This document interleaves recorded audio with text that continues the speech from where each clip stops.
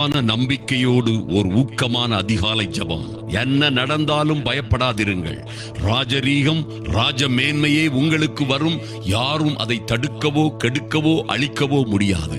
என் அன்பு சகோதர சகோதரிகளே, உங்கள் வாழ்க்கையிலே எத்தனை பிரச்சனைகள் இருந்தாலும் சரி, எத்தனை போராட்டங்கள் இருந்தாலும் சரி, எத்தனை எதிர்மறையான சூழ்நிலைகள் உங்கள் வாழ்க்கையிலே இருந்தாலும் சரி, எதை குறித்தும் கவலைப்படாதிருங்கள்.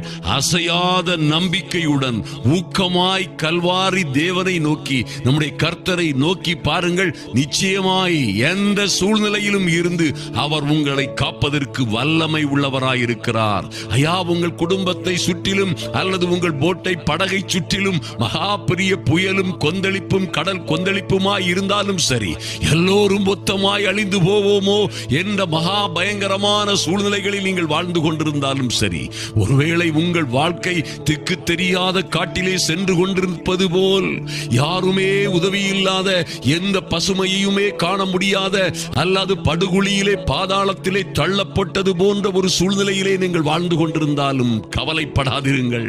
என் அன்பு சகோதர சகோதரிகளே, ஒருவேளை உங்கள் மீது பொய்யாய் குற்றம் சாட்டி உங்களை ஒருவேளை நீங்கள் இருந்த இடத்திலே இருந்து உங்களை தூக்கி தூர எறிந்து விட்டார்களோ, அல்லது நீங்க இருக்க வேண்டிய உன்னதமான உயர்வான சந்தோஷமான சமாதானமான சூழ்நிலையில் இருந்து தூக்கி எறியப்பட்டீர்களோ, கவலைப்படாதிருங்கள், கவலைப்படாதிருங்கள்.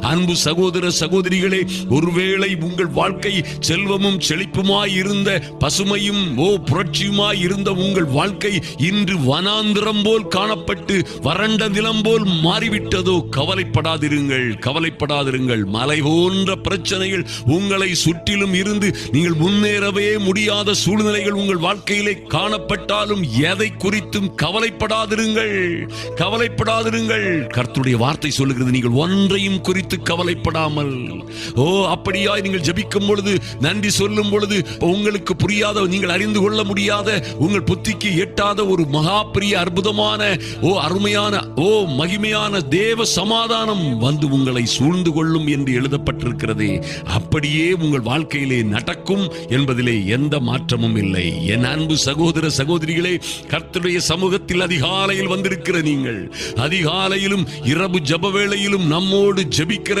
ஜீவனுள்ள தேவனுடைய வார்த்தையை சொல்லி உண்மையான நீதியான வழியிலே ஜெபிக்கிற நீங்கள் நிச்சயமாய் தோற்று போக மாட்டீர்கள்.